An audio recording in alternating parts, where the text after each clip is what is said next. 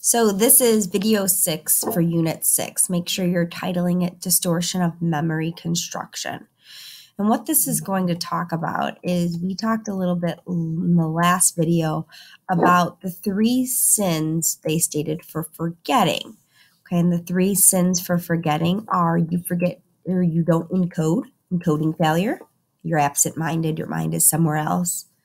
You don't rehearse it, so storage decay.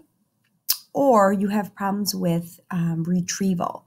So either lack of rehearsal or it's where you get the interference with either retroactive or proactive.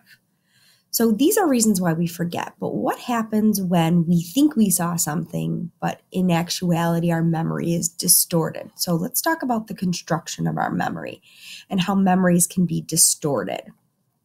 So first thing that we're going to talk about is what's known as misattribution effect. Misattribution effect is incorporating misleading information into your memory. So you have a wrong memory. We'll also talk about suggestibility. Now that you have that misinformation, this now becomes what's known as your false memory. And then the last thing we'll talk about is your current feeling towards something could change what you thought a memory was or a situation. And then the last thing, remember, is Daniel Satcher's idea of why we really forget or what happens to our memories is because what's known as persistent. Sometimes we don't forget our memories and they are continuously haunting us in their persistence. Let's talk about the first one I mentioned. So the reason why our memories are distorted, it's misattribution effect. We have the wrong memory incorporated into what we think we saw. We don't just retrieve information. Sometimes we reweave what we thought we heard. We often understand our past from stored information, plus what we later imagined, expected, or saw. When I was reading that list to you over short-term memory, and I mentioned night and tired, some people incorporated sleep as part of the list, and sleep was never mentioned. Sometimes we often think we hear based upon cues in our environment or other external stimuli that may influence us.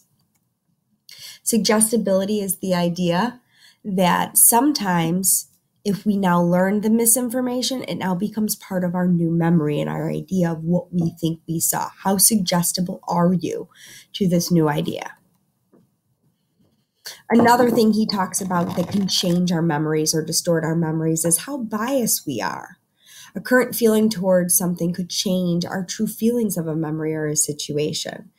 So unfortunately, let's say you have a bad breakup at the end of your relationship and you have wonderful memories together the entire time with this person and it ends in a bad breakup. Now your memory of that time with them ends up, you're thinking about those memories as awful memories or terrible memories because your opinion towards them now. And this is how bias can change certain memories. Let's say you enjoyed AP Psych all year and at the end you only get a 2 on the exam. So then all year now you think is a waste and you have a current bias towards it. Other things that are mentioned that can distort it, it's not on Daniel Satcher's idea or the 3 reasons why we distort memories, but source amnesia is another thing that happens when we forget. Source amnesia is attributing to the wrong source an event we've experienced, heard about, read about, or imagined. We retain the memory of an event, but not in the context in which it was. So we may remember a memory, but we can't tell you where we heard it, or maybe we can't tell you who stated the event. So that's known as source amnesia, source attribution. They're used interchangeably. We're going to talk a little bit about eyewitness testimony in class and whether or not you think we should use it. Now let's talk about the different things of why we shouldn't from what we've learned in class so far. First off, our memory sensory memory is really quick. If you saw something, it only lasts a few seconds. And unless it's rehearsed or unusual, it's going to become short-term memory.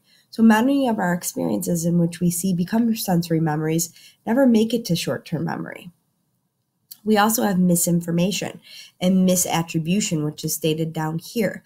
The way people ask us questions of what we saw can start attributing things that we think we saw in our memory. We also maybe have been absent-minded when we witness something. And if we don't have the encoding, which we've talked about, it could have been encoding failure and we never encoded it into our memory.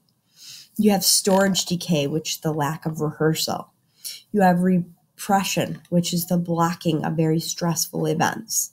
And then we talked about bias and suggestibility. The last thing that your book mentions is maybe some ways to improve your memory. Well, study repeatedly, rehearse is key. Spacing effect is a big one. Making the material meaningful, creating visuals, creating graphics.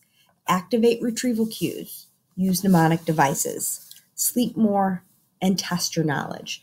Hence why I'm putting those 3 quizzes on this unit on Schoology for you to assess how well you know the information.